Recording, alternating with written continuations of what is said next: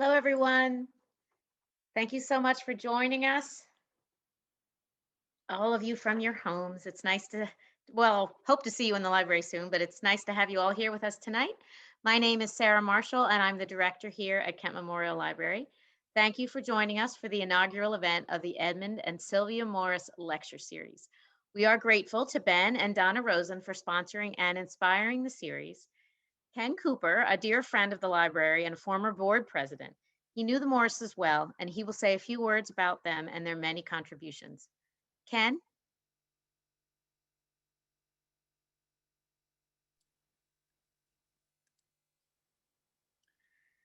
Hello, everyone, and thank you, Sarah. My name's Ken Cooper, and I'm happy to introduce the Morris Lecture Series. Edmund and Sylvia Morris were renowned biographers and accomplished writers and close friends. Edmund won a Pulitzer Prize for his first biography of Theodore Roosevelt and followed it with books on Ronald Reagan, Beethoven, and Thomas Edison. His wit was impressive, and he could have been a stand-up comedian. Sylvia was also an acclaimed biographer, penning works on Edith Roosevelt and Clare Boothe Luce. She was a sought-after lecturer and gave talks at the Library of Congress and the Chicago Humanities Festival and the University of Delaware. Both became advisors to presidents and first ladies and were deep thinking scholars and library lovers. And when they passed, our dear friends Donna and Ben Rosen reached out with an opportunity to design and present a speaker series honoring their legacy and our community in Kent. Our goal with the Morris Lecture Series is to tackle big issues and start important conversations. And we hope you will be inspired by these events to think about the challenges we all face as a town and as a nation. Thank you. Thank you so much, Ken. Hi, everyone. My name is Brittany McAllister, and I'm the Adult Programming and Special Events Director at Kent Memorial Library. So thanks again, Ken, and thank you so much to Ben and Donna Rosen for helping us honor the Morris's legacy with this really special series. I just wanted to mention a few things. Our partners in crime, House of Books, have signed copies of Robert E. Lee and Me, and you can go to a special link. It's houseofbooksct.com/Lee and Me. And you don't have to memorize that. We'll pop that into the chat a couple of times this evening, and you can just click that link and order as many copies of the book as you would like. Also, there will be an audience Q&A towards the end of tonight's discussion. We would really love all of your participation. So if at any point this evening in the discussion you have questions for either of the speakers, just type that into the Q&A feature at the bottom of your screen, and we'll address your questions. And now it is my pleasure to introduce this evening's speakers. Seidule is Professor Emeritus of History at West Point, where he taught for 2 decades. He is the Chamberlain Fellow at Hamilton College, as well as a New America Fellow. He has published numerous books, articles, and videos on military history, including the award-winning West Point History of the Civil War. Ty graduated from Washington and Lee University and holds a PhD from Ohio State University.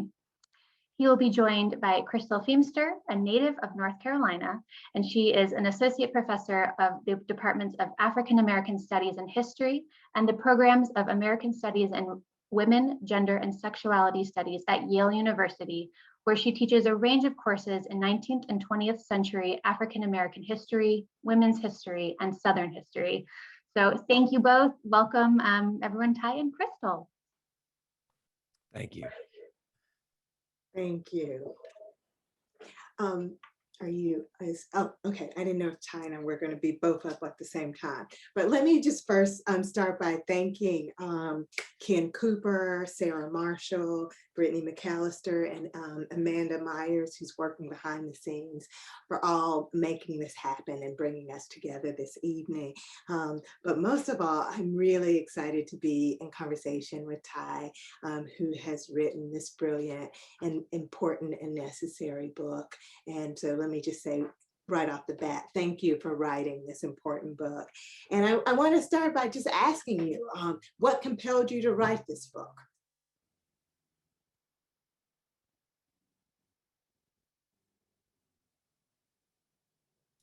Hey, everybody hear me now? We good? All right, good. Well, I also want to thank the Kent Library, the team that was doing that put this all together, the Coopers for sponsoring this great. Edmund Morris was such a brilliant writer and biographer, and particularly Crystal, it's meaningful for me that you're doing this. And your book, Southern Horrors, I mean, is such a groundbreaking work. It's a great honor to be here. So thank you. But so why did I write this book? Well, I'm a historian that tells stories, so I can't do it without telling a story. And the story is, I'm at West Point. I'm chair of the memorialization committee, and we're really feeling the pain of losing 100 graduates killed in the wars in Iraq and Afghanistan. And just as a way of looking at this, in World War I, 9,000 Yalees went and fought in World War I, and they suffered 10 times the number of deaths at Yale that they did at West Point in World War I. Fast forward, we suffered 100 deaths, and the community is really reeling from this. I have people that are teaching with me that suffer from amputations, post-traumatic stress, and so we have this idea to create a memorial room to put the 1,500 names of West Point graduates that served from the War of 1812 through the War on Terror. But there's one problem. Should those who fought for the Confederacy, who graduated from West Point and fought in gray, should their names go in there? And I argued, I was both right and righteous in arguing that no, they shouldn't, because they fought to destroy their country. They renounced their oath. They killed U.S. Army soldiers for the worst possible reason, to create a slave republic. So I went and argued this, and the facts were like a machine. I was like, fact. I was told I was all over it. I thought I was just gave a slam dunk argument, but no. They said, no, Atai, this is our college president, our superintendent. We want to bring people together. This was in the early 2010s. We want to bring people together. We don't want to be like the Sunni and the Shia and like we're fighting for centuries, which is, by the way, the worst historical analogy in the history of the world. I lose, and they're going to put them in there. And so I go back defeated with my chin on my chest, tail between my legs. I talk to my wife. I say, oh, Sherry, my story didn't work. All my brilliant facts and evidence and historical argument made no difference at all. And she said, well, Ty, did you tell them why this is so important to you? I said, no, I'm a historian. We don't talk about ourselves. That's not in the playbook. She said, Ty, the only way that you're going to be able to convince people is to use your own story. And I went, oh my gosh, you're absolutely right. Because the thing is, as Crystal, you know so well, history doesn't change people's minds. Storytelling does. And if you do stories, then maybe you can change people's mind. And particularly if I was vulnerable enough to tell my own story of growing up with these series of lies, perhaps that way I could make a difference and convince people, because I sure as heck didn't convince those white men around that table. I mean, I think this is really important, and I think your wife is a compatriot and brilliant for pushing you to think about your own story and to mobilize that, right? And in many ways, this is both a history and a memoir, right? And that really kind of addresses some of the hard historical questions that are really hard for historians to answer, but you're able to mobilize your story as a kind of answer and in some ways a solution. So I'm wondering if you could talk a little bit about the myth of the lost cause, because I think it's in your title. It's pretty much what you were up against. Right. It is, and what I grew up with. So if you can imagine, and we historians know, I mean, we live this, and I live this, but literally. So if you can imagine that the South went to war to protect and expand the institution of slavery, and they wanted to move into California, to Mexico, Cuba, Puerto Rico, Central America, South America. This was an expanding empire of enslavement. And that they went to war because in 1860, the Republican Party said, we want to stop the expansion of that. And that rather than accept the results of a democratic election, they chose, in my opinion, insurrection and treason, and to form their own country based on the social system of enslavement. So when they lose the war, they go to war to create a slave empire. And not only that, they lose it with the 13th Amendment that ends slavery, the 14th Amendment that guarantees equal rights, the 15th Amendment that guarantees the vote to all men. They didn't just lose a little bit, it was 180 degrees. So how to deal with this myth, with this loss? And by the way, they weren't going to deal, they weren't going to accept the fact of racial equality, which Reconstruction attempts to do. So the myth is that the war wasn't fought over slavery. Well, this is just not true. Read the secession documents of all the states. Alexander Stevens' cornerstone speech, which says, that Negro slavery is the cornerstone of our society. And then the second part of that myth is that enslaved people were happy and hardworking. It was the best system of labor for the country, which is just an abomination. Slavery featured the rape, legal rape, the lash, torture, and the worst of all, breaking families apart for profit. The North won because it had more manpower or material and money. Well, no, that's not right either. All the South had to do was not lose. The North had to mobilize like no country had ever mobilized before, go into the South and defeat multiple armies simultaneously in an area twice the size of modern France and Germany. The North won. They defeated the South. Another part of that myth was that Ulysses S. Grant was a drunk and a butcher. No, he's the finest soldier ever to wear U.S. Army blue. Confederate soldiers were the greatest that have ever lived, and they fought really only for their homeland. Well, the United States Army was the greatest fighting force in the world by the end of the war. Reconstruction was a failure because Black people weren't ready for the vote. Well, that's just another monstrous lie. In fact, 2,000 Black men held elective office during this period. And at the top of the lost cause myth is Robert E. Lee, the finest man who ever lived, a demigod, as some people called him. But as we know, the purpose of the lost cause is the most important thing to remember. And along with segregation laws, white terror, lynching, Black disenfranchisement through poll taxes and such, Confederate monuments, these are pillars of a white supremacist society that ensured white political power at the expense of equality and to Black people and using racial terror to keep them down. So the lost cause myth matters because it's the ideology of a white supremacist society. And I think that's important, right? Because I think it's one thing to get people to accept and understand the myth of the lost cause. And I think you've done a brilliant job of sort of laying out what the myths are, right? But that those myths are doing work, right? That it's not just because, we all just as you write, we all read Gone with the Wind and thought, oh yeah, this is right. But that myth is doing work. And I think that's where we see the intersection of like what we do as historians, mapping what the sort of points of the myth are, right? That it's about saying it wasn't about slavery, saying all of these things. But then when we sort of look at how that myth intersects with your own story, your life, right? I'm wondering if you could talk about what the intent of that myth was and what impact it had on your life, because I think that is the heart of this narrative, right? Absolutely. So the lost cause myth, again, it was to create a white supremacy, and it did. It didn't just try, it did it extraordinarily successfully. And this is the ideology underpinning. It's the foundation of it. And as a kid growing up in Northern Virginia, all around me, I saw people, things, everything supported the idea that supported this lost cause, whether it was the Confederate monument on Prince Street, or the fact that I started out at a segregated all-white school, or the fact that my segregated all-white school was on the street named for Confederates, or the textbooks that I had created by the state of Virginia that were so blatant. I mean, I just went back and read them for this book, and it just so blatantly racist because it was there to support segregation. So I'm a child of the integration era. And in fact, I went to school at Douglas MacArthur Elementary School in Alexandria, which was all white, until I was bused across town to the segregated all Black school. And what was the name of that segregated Black school?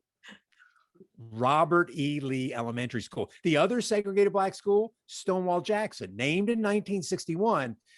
As you said, Crystal, it was doing work. It was doing work. And that's what I didn't realize. I didn't realize that Alexandria was actually, we used to be part of the District of Columbia. I never knew that there. So and Crystal, you'll appreciate this analogy, growing up in the South, and the Coopers will too. The lost cause is like the kudzu of memory. Those of you who are from the South, you get that immediately, because kudzu power lines at a certain point, can you? It will take over a power line. And if you're not driving on that street, it goes like 18 inches a day, and it covers and chokes out all others. So if you think of the lost cause as the kudzu of Southern memory, especially for white memory, it chokes out all these other stories that I went and looked for in this book and I found all these other heroes. But the kudzu, I wish I'd thought about that when I was writing the book. I thought it out afterwards. I didn't put it in. But this kudzu of the lost cause is what overwhelmed me. And so in Virginia, when I lived there, that's all I saw. Right. So I'm thinking about, there is a tradition, right, in some ways of, Southerners really taking to task these narratives of white supremacy. And one of my favorite authors, and who I can imagine teaching your book alongside, is Lillian Smith, who writes a book called Killer of the Dreams. And she really talking about how, for her, it's segregation. She's writing in the 1940s, how all of the ideologies and ideas of white supremacy function to really do harm to white children. I mean, she sees what it does to Black children, and we all can, we can't look away right now in terms of how white supremacy is so brutal and violent on the Black experience. But I think that there is another side, right? And I think, and if we don't see that those two sides are the same side of the same coin, it's really hard to get people to really think about why this is a problem for them. And I think you do this brilliantly in the book, in the way that you sort of talk about your own experience growing up in a world that is, the kudzu of white supremacy. So I'm wondering if you could talk a little bit more about your, highlight some of your own experiences and how white supremacy, and I think this is what your wife was sort of pushing you towards, right? To talk about how the harm that white supremacy did to you, right? Yeah, In your worldview. it totally did. And I think you see that in the anger in my book, because I'm angry. I mean, I really am angry that I grew up with these lies, because it infected me and it taught me that I didn't know what the truth was. I mean, what is the truth if you grow up with something that is so horrific as thinking that slavery may not have been that bad? I mean, there's nothing worse in the human condition than that. And so, yeah, I mean, this did do me harm because it warped my morality. It warped my sense of understanding of other people. It warped my empathy. It warped my soul in a way. And when I was in Georgia, when I went to high school in Georgia, I went to a segregation academy, and this was my dad took his first headmaster job there. So I went to a school whose sole purpose was to ensure white kids didn't go to school with Black kids. That was where I went. And so I was living in Monroe, Georgia, which was 50% Black people. And yet I didn't talk to a single Black person the entire time I lived there. And it was only my summer jobs when I worked at a factory that I even knew that Walton County had Black people. And yet it was 50%. So my life was less because of that. And it's required an enormous amount of effort and I still know I haven't completed it to try to overcome the harm that I had because I grew up with these lies. Now, listen, I'm not saying that the harm I had was anything close to those who grew up in the same part as I did. And this is where the language is. I called the South of my birth a racial police state. I mean, again, the language matters, as you know so well. But I was trying to do some of what Black activists have done so well, which is to use their own story to be able to tell others, because you can use passion when you're doing that. You can use other things other than the and this is what my wife told me. She says, you got to stop being the know-it-all historian. Stop being the know-it-all historian, which I don't know if you suffer from this. I suffer from it terribly because I get behind this and I know it all, but I'll leave it at that. But go ahead. Yeah, right. So that's it. And I know myself that I had to be more honest about this. And she's the one that gave me the courage to do it and show me the way with love and with acceptance, because it is hard for white. It's hard, but we American, we're not made out of cotton candy. We can handle this. This isn't, I mean, if people say, oh, Ty, you're so, no, man, this isn't, what I'm doing is not brave. If you're living in the as a Black man or woman in the segregated South or in the enslaved era, that's what courage looks like. But I do think, I want to push back. And this is what I always say to my I like it. My undergraduates and graduate students. I want to push back the teacher in me because I do think it takes courage to have these conversations, right? And it takes courage to own up to where you were wrong and to your own miseducation, right? Because we've all been miseducated in some ways, right? That I grew up in the South with many of the similar same textbooks. And, I had to watch Gone with the Wind, and there are Black people who love Gone with the Wind, and that we can all be, I don't want to say brainwashed, but we are all susceptible to these narratives, right? And it takes real, I think, courage to unpack them and then to actually act on that understanding, right? And I think, when Lillian Smith named her book Killer of the Dreams, that she really was talking about the harm, right? And that if we can't see how white people are brutalized by white supremacy, and when I say brutalized, they, to beat somebody to death, to lynch somebody to death, means that you have been, you are brutalized, you're a brutal person, you have been, that you have lost something is warped, right? And you can speak to this in the sense that, and I do want to spend some time talking about it, but we know what war does to people, right? And we accept that narrative that how war requires us to be and act in ways that we're not, I don't want to say raised to be, but it goes against a lot of the what we think is good and right. But we also understand that that we can't escape it. And so the thing is, what do you do when you come out of that war, right? When you come up from air from that narrative of white supremacy, that narrative of the lost cause. It's like, what do you do next? It's like when our veterans come home, what do they do next? And I think it's particularly interesting that, when I read the book and I think about, you retired, right? As you're a veteran, you're a military hero, you worked and taught at West Point, and you retired, and then it was possible for you to tell this story. But I imagine that the West Point and your life as a soldier created the pathway for you to actually tell this story, right? Like there's a kind of irony there. So I'm wondering if you could talk about that tension, but also how it created a space like West Point, because you start with, oh, we had to fight over this, but it actually created this space for you to have this conversation. So I wonder if you could talk a little bit more about that.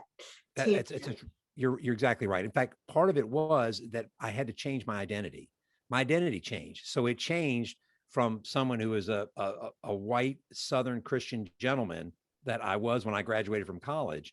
And by the time I got back to West Point, after serving in the Army, I was an Army officer. And then I was a scholar. So, these two things, scholar and soldier, became more important in my identity than the white Christian gentleman. And then it's just as what you said, it gave me space to see these things. And, the story, I guess I'll tell the story about that, is I was living on Lee Road by Lee Gate in Lee housing area at West Point. And I was going by to buy some West Point swag for my family. And there was, but to do that, you had to go by the barracks at West Point. The barracks are named after our greatest military heroes. First there was Eisenhower Barracks, and then I walked by Pershing, World War I, then Ulysses S. Grant Barracks, and then I got the sign for Robert E. Lee. And I looked at that, and I just had this, it's like, what? Wait a minute. I just said, why is this thing named after Lee? I understood Washington and Lee, and I just stood there and looked at it saying, why is this? And so I went racing all over campus to look for all the things that were named for Robert E. Lee, and I found more than a dozen.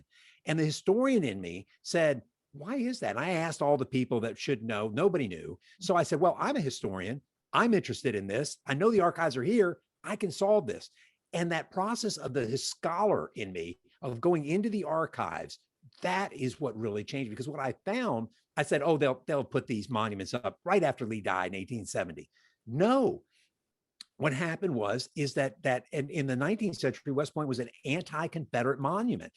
No Confederates in our cemetery, none on our big monument where it said the War of the Rebellion, not the Civil War, not in our memorial hall. In fact, one famous graduate who gave the money for that memorial hall said, "I will never forgive those who forgot the flag to follow a false god." Treason, treason, treason, treason. That's all they thought about in the 19th century. So even duty, honor, country, our famous motto, is anti-Confederate. Duty and honor only matter if country is attached to it. So I said, well, wait a minute now. If that's not there, then when did it come? And so I went to do the research. The first time was in the 1930s. And that's when my Lee Road, Lee Gate, Lee housing area. Why? That's when Benjamin O. Davis Jr., the first Black cadet in the 20th century, that's when he comes to West Point. He later becomes head of the Tuskegee Airmen, the great pilot of the Red Tails, first 4-star general in the Air Force. And I said, wait a minute. So it's a reaction integration. And then there's another batch in the early 1950s when the Army is fighting against Executive Order 9981 when Truman says to integrate the force. So and so there's a Confederate portrait of Lee put in 1951. It's reaction integration. Then Lee Barracks, when is that named? 1970, when we start minority admission, same time that Yale starts theirs. And we now have, instead of a handful of Black cadets, we have scores of Black cadets. So the idea, so this is what and then I became just so mad. I became mad at West Point, this institution I love. I became mad at the Army. I became mad at myself for my own obtuseness. And that process of being in the archives, the scholar in me, the soldier in me, then changed and overwhelmed the other parts of me. And so it did. You're right, though. But that was a long time. And the other part, of course, was my wife, kind of guiding me in that direction. So you did a really brilliant job of sort of mapping that history, right, of West Point, and you start with what seems really clear, right, that after the war, everybody understood, and there was a kind of move towards reunion. But I'm wondering if you could talk about why are we still fighting about the meaning of the Civil War? Yeah. Well, I'd like to quote one of your colleagues, David Blight, yes, who, one of your colleagues at Yale, who is sort of the dean of Civil War memory. And he says, the Civil War sits like the giant sleeping dragon of American history, ever ready to rise up when we do not expect it and strike us with unbearable fire. The Civil War has never ended, nor has the meaning of it. It's the biggest event in American history. It changes the way we see ourselves, and it changes we become a better country at the end of it. That it doesn't last, but we do come to grips with this morally repugnant institution that we first had. And so people are going to fight over this meaning. Is it over reunion? Is it this emancipationist version, which frees 4 million men, women, and children from the horrors of human bondage? Is it some that we brought people back together again? Is that it? This reconciliation narrative, or is it the lost cause that we talked about? So people are fighting for it because the stakes remain as high today on what that Civil War means as it ever has, because it goes to what we think of ourselves as a people and who we believe we can be.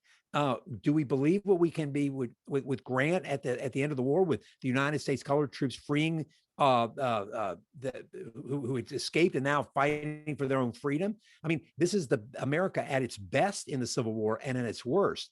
And so I think we're never going to get away from this. As long as there's a politics of race in America, there's going to be a politics of remembering the Civil War. But I would like to know what you think about this.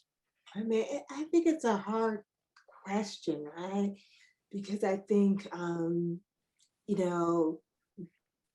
why we're fighting about it today is, it looks very different in some ways in terms of how we were fighting about it. People were fighting about it in the 50s and 60s, even if it's, I think you map some of the battles over how textbooks are going to be written, right?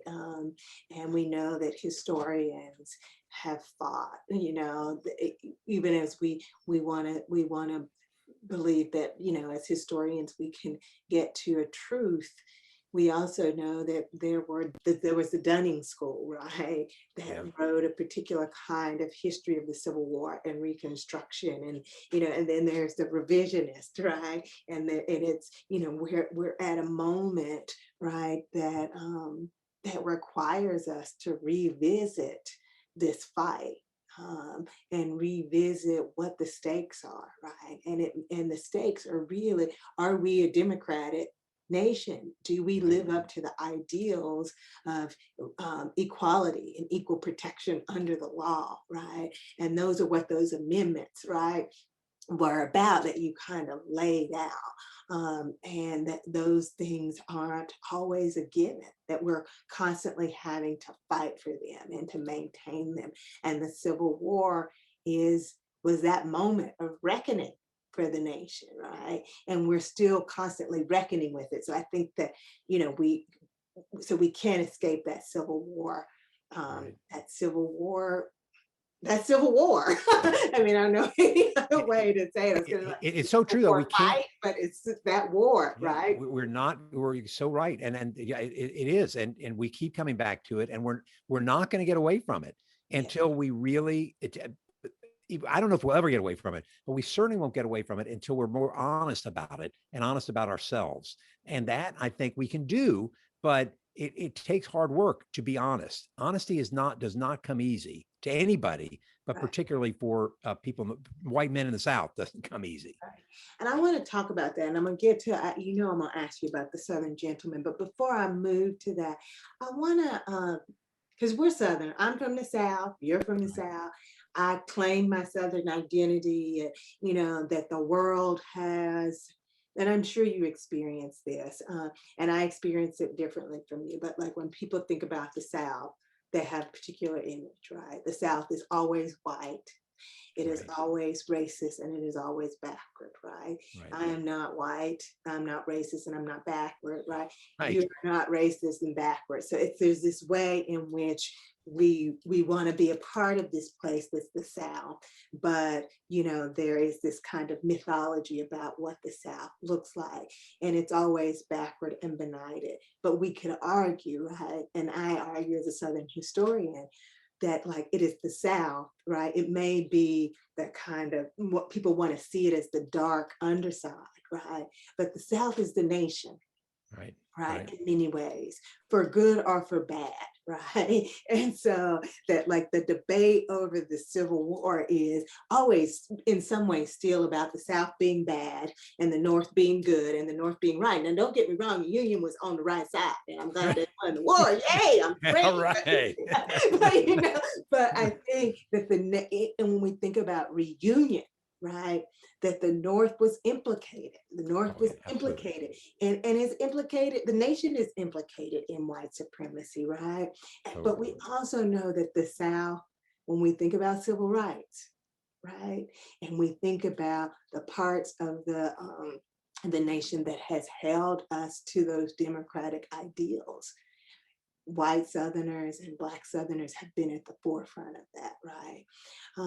So I think it's important to remember that narrative of the Civil War, it masks what's at stake in terms of the whole nation, and that the South gets to still be the bad guys, right?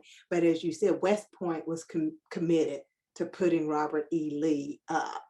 Right? And we put him up in 2001, 2002. Exactly.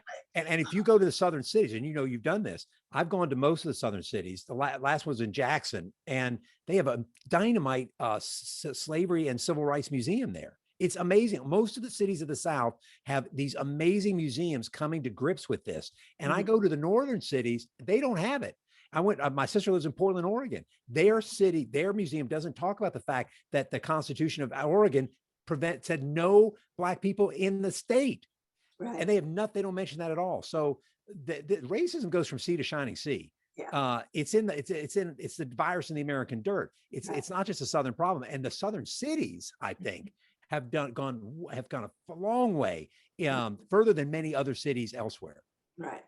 So I think it's really important to think about the symbolicness, the symbolic work that the South does, and that when we think about the kind of politics of the nation, and who leads, oftentimes the South is playing a role in that, but the nation is is a part of that. So I want to go back to something that has come up. It comes up in the book, and you mentioned it in passing, this idea of the Southern gentleman, and what that is, what that means to you, and how your disavow of that. If you Yeah. could talk a little bit about that. Yeah, well, I mean, I grew up wanting to be, because to me, I remember, and it's the same thing you said. When you say Southern gentleman, it always meant white. Like, you didn't even have to you didn't have to say white in it. It just was always so implied. And I wanted to be a Southern gentleman because it conferred status. It conferred, and I have a funny last name. My dad was a teacher. You know, it wasn't as though I came from this great Southern aristocracy. I totally didn't. But I wanted the status that came with being a Southern educated gentleman, to be, it's sort of Southern educated Christian. There was all kind of one, but it was status and power. That's what it meant. And so now that's what it meant to me up until, until the time I went to the Army, and the Army, that was outside of that. People didn't do the Army who were Southern Christian gentlemen. So I got in the Army, I liked it, stayed in it, and it changed me. Now I look at gentlemen, and I can't really say, I can't call myself a gentleman, because it does seem to imply these things of class, of gender, and of race, that I'm just not comfortable using it anymore. And maybe there, and I'm not saying that I have the right answer on this, but like, I just can't use the word ladies and gentlemen anymore, because to me, it has the connotations of gender hierarchy, of class hierarchy, and of racial hierarchy. So I like folks. Hey, folks, how are you doing? My people, how are you? But so, yeah, I really do have a problem with it, and I can't use it anymore. And I know I'm gonna move us to questions in a second, but I know that language is important to you, and the words that we use, and you. There are a couple of places in the book where you are very pointed, right, in your naming and your refusal, right. I think to use certain terms, and I think there may be more. There's probably more than two, but I remember you make some choices about plantation, and I think do you call them rebels or Confederates? I can't remember. I call them traitors. Okay, right. So I'm wondering if you want to talk a little bit more about your word choices and the thought you put behind that, and then I'll open up for Q&A. Yeah, it's a great. I really do think about the language a lot. So when you see the word plantation, it makes you think of scarlet on Terra as the wind whispers through the Spanish moss, and this old South gentility. When in fact, those aren't plantations. There's a few white people on there, but mainly it's enslaved people. So I call it an enslaved labor camp, enslaved labor farm, really, an enslaved labor farm. And I think of it as a site of mass atrocities. So that's what I think of it, of rape, of torture, mutilation, and that, again, selling families apart. I also talk about what it's like to be a white man, to think about, because rape was so ubiquitous at that period. Most white men or boys had their first sexual experience with an enslaved woman. And so then they would have children and grandchildren and sell their enslaved children and grandchildren away from them. They wouldn't give them the love that a grandparent or a parent would have. So that's one of the words. Traitor's another one, because I use that. I call another one is Lee. I don't call him General Lee. I call him Colonel Lee. That's the last time he served honorably. So the idea of treason and traitor is big. And the other one I think I'll say is the Army. So I don't say the Union Army, because that makes it seem as though that fought one war and only one war.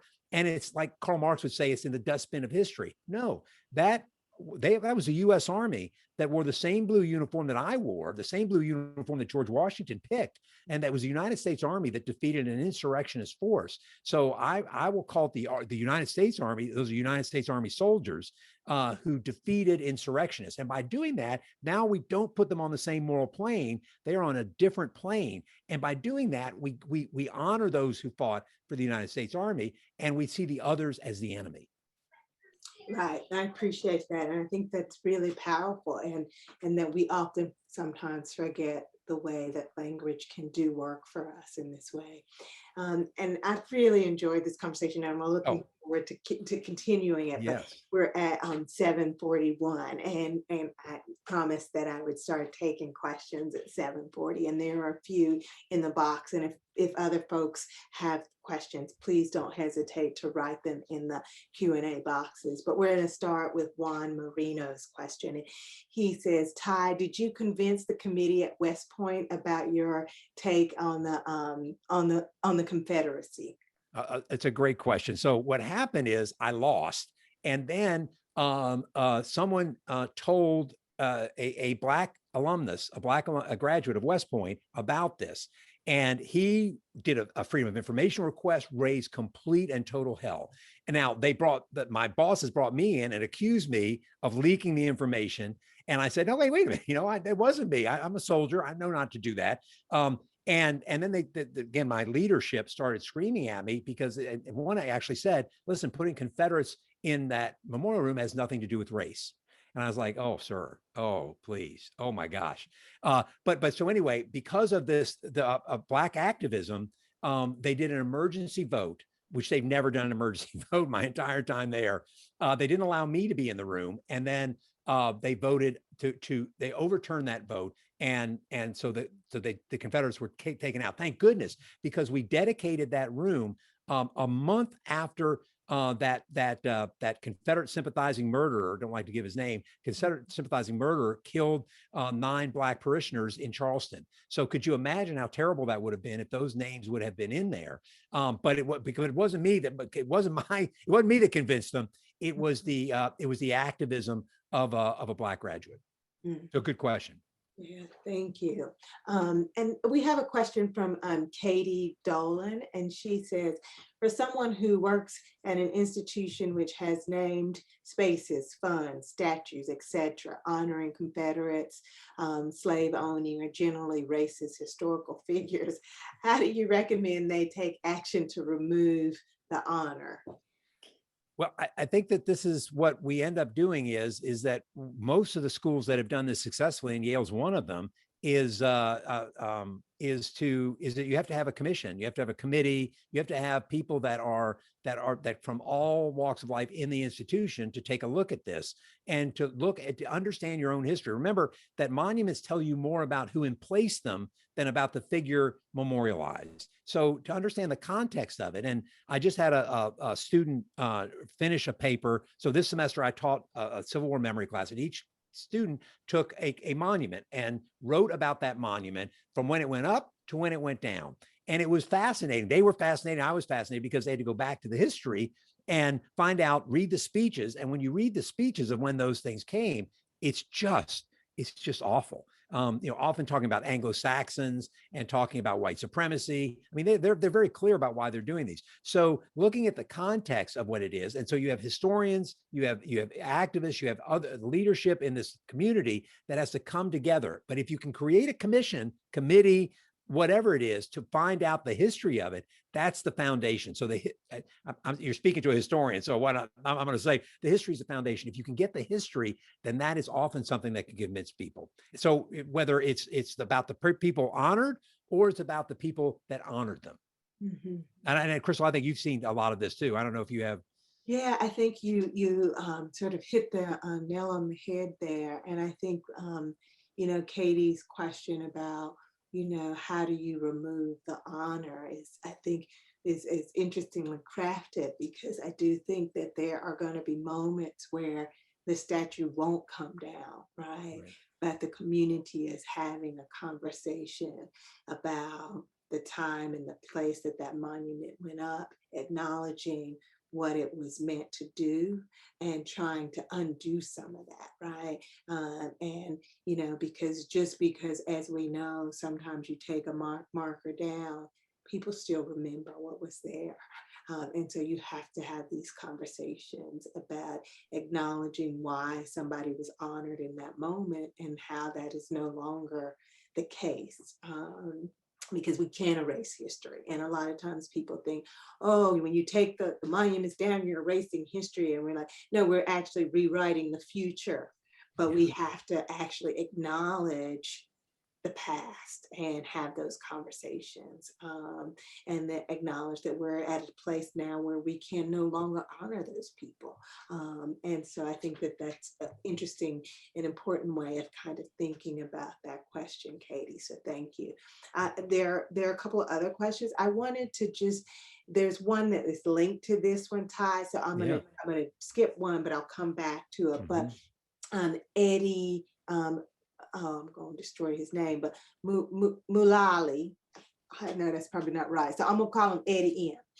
He said, I read somewhere that you are on a committee to change the names of military installations named for correct Confederate officers. Can you share anything about that process, and when will we hear the new name? Yes, I am. So there's a national commission on that was created by the National Defense Authorization Act, passed by Congress. Then President Trump vetoed it, and then it was both houses overrode that veto by supermajorities. And the reason that Trump vetoed it was because there was language in the National Defense Authorization Act to change those to rename those things that honor people that chose to serve with the Confederacy. So I'm one of 8 commission members on that. It's one of the great honors of my life. I got to take the oath and, raise my right hand again. And what's interesting about that oath that I just took was that the oath that all people in the federal government take is actually an anti-Confederate oath written in 1862. When it says support and defend the Constitution of the United States against all enemies, foreign and domestic, that's anti-Confederate. When it says I have no purpose of evasion, that's about talking about Confederates. So I can't help but tell my stories about this because it's infused in our nation that oftentimes we don't even know. So, but having said that, I am on the commission. We're working through the issues on how we're going to do this. But because we're in the middle of it, I'm not really at liberty to say much more about that, other than one of the great honors to be able to be a historian who writes on this subject and then try to make the nation better on a subject of which I'm so passionate. So I feel incredibly lucky to be able to do that.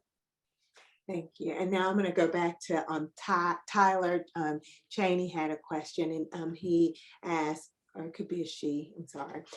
Could a national curriculum ever exist? Can the truth win out over the local school boards?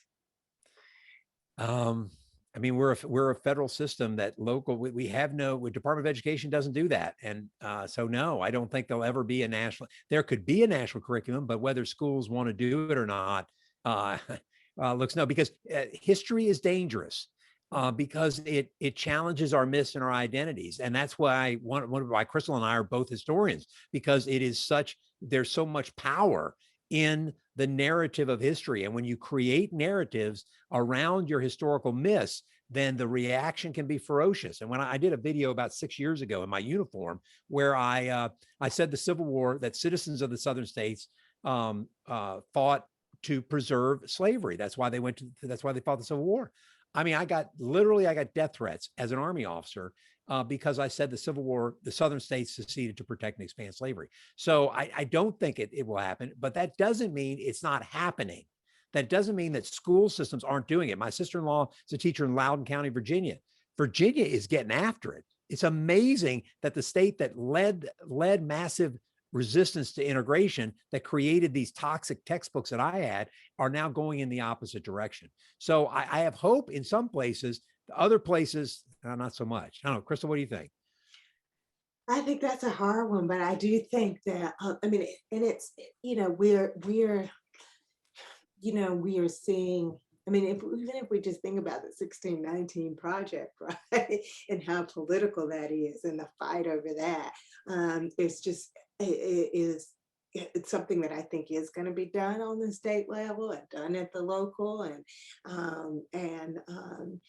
it has to, I think, in some ways come from the teachers. It comes from historians and educators who are going to serve on these commissions and committees, and willing to have these difficult conversations. But it's hard for me to imagine a kind of federal plan And so I think that we will find there will be models that people will use and borrow from one another. But I think that's a harder one. So we have a couple of questions from Wendy Murphy, and one is I think it's she's asking. She said, "How did you resolve, if you did, your view of slavery and its sequelae with your father, who was headmaster of an all-white school and appears to have shared the Southern viewpoint?"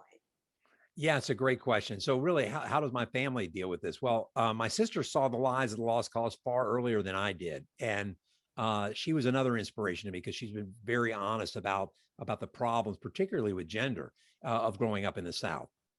My dad was a high school history teacher, and I mean, he taught Woodward's Yale historian Woodward, The Strange Career of Jim Crow.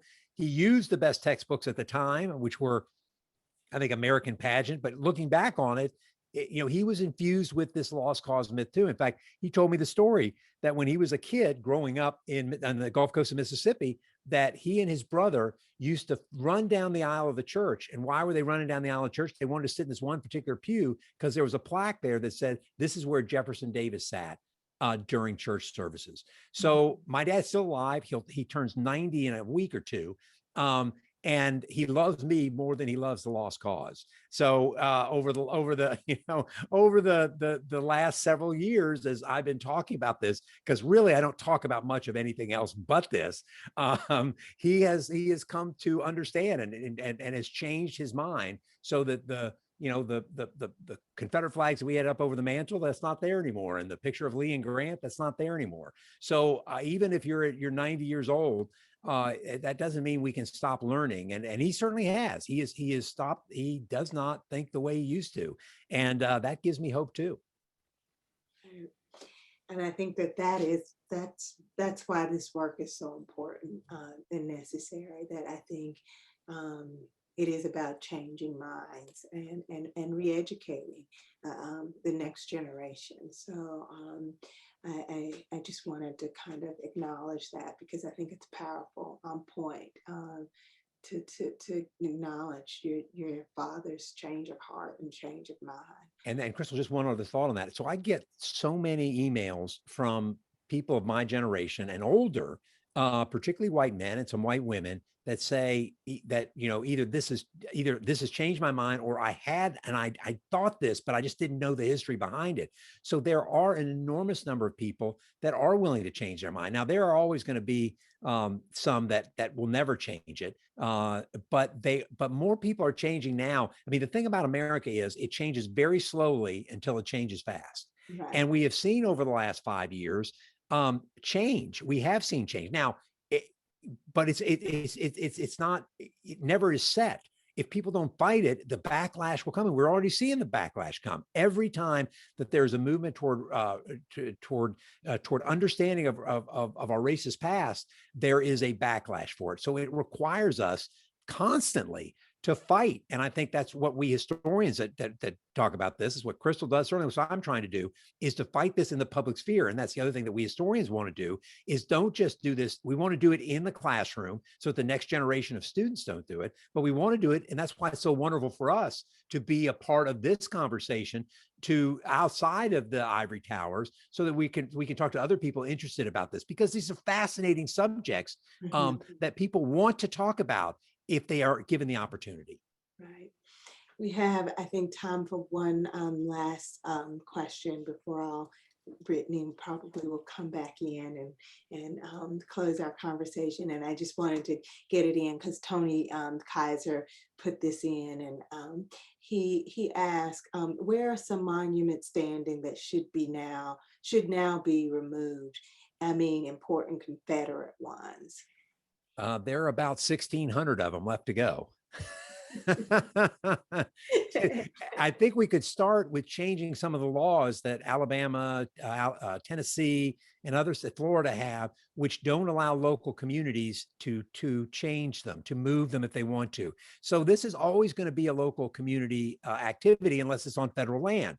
But those that are on whatever, they should, local communities should have the ability to change this. And if they're creating state laws that prevent that, I think that's a travesty. That they pass laws that don't allow local communities that often put them up, that they don't allow them to take it down. So I think that's what Crystal, I don't know if you know different ones, but I mean, I can tell you bunches of other ones because I've studied, because there's so many of them. But I think those laws are the point that I want to make. Yeah. Well, Ty, this has been really inspiring. And, reading the book, I learned so much. And as I said to you before, this is the book that I do want to teach and will teach.